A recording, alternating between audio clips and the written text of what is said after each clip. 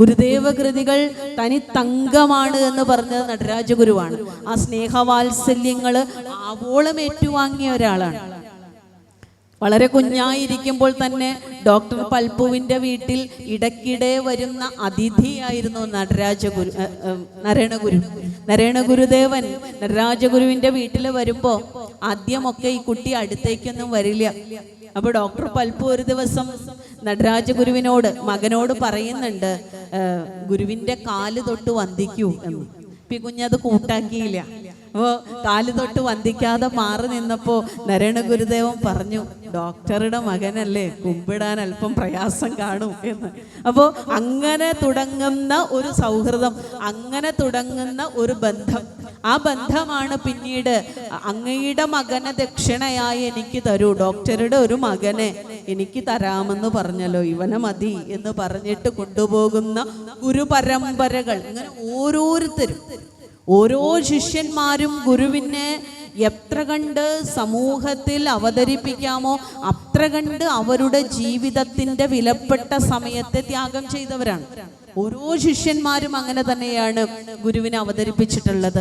ശിവലിംഗദാസ സ്വാമികളാണെങ്കിലും ബോധാനന്ദ സ്വാമികളാണെങ്കിലും ഓം ബ്രഹ്മണേ മൂർത്തിമതേ എന്ന് പാടാൻ ശിവലിംഗദാസ സ്വാമിക്കല്ലാതെ മറ്റാർക്കാണ് കഴിയുക?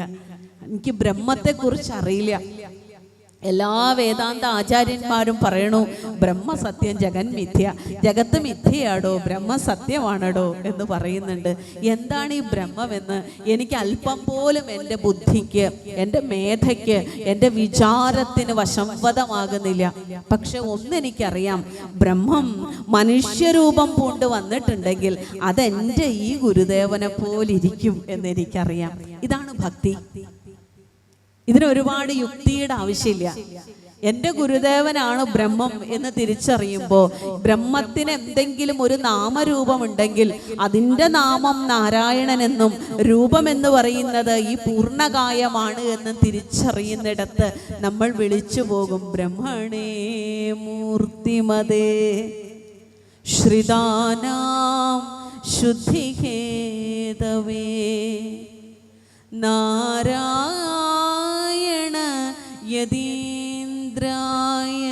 തസ്മൈ ശ്രീ ഗുരവേ നമഃ.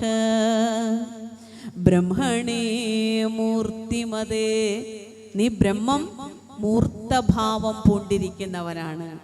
മാത്രമല്ല, ആ മൂർത്തഭാവം പൂണ്ട ബ്രഹ്മം ശ്രിതാനാം ശുദ്ധിഹേതവേ. എന്താ അങ്ങനെ പറഞ്ഞാല്? എന്താണ് ശ്രിതാനാം എന്ന് പറഞ്ഞാല്? ആശ്രയിക്കുന്നവര് അല്ലേ, അല്ലാത്തവർക്കല്ല. കാലാശ്രയം എന്നായി അണയുന്നവർക്ക് ആ ബ്രഹ്മ എന്ത് ചെയ്യും? ശ്രിതാനാം ശുദ്ധിഹേതവേ, ആശ്രയിക്കുന്നവർക്ക് ശുദ്ധിയെ കൊടുക്കും, മോക്ഷത്തെ കൊടുക്കും, ചിത്തം വിമലമാക്കി കൊടുക്കും അല്ലേ. സകലതും നമ്മൾ കേൾക്കണ എന്തിനാ?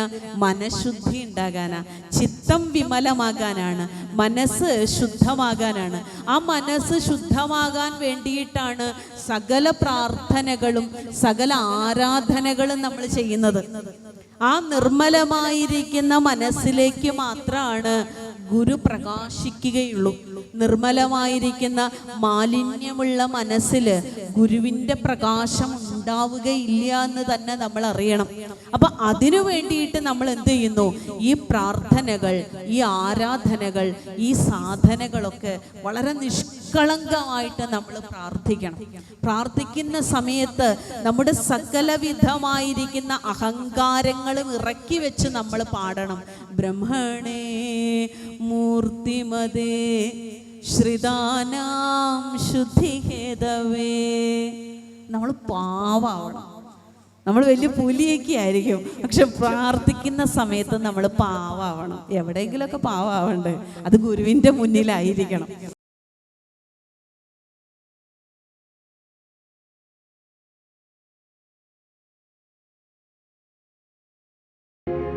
ഹിന്ദുരക്ഷാ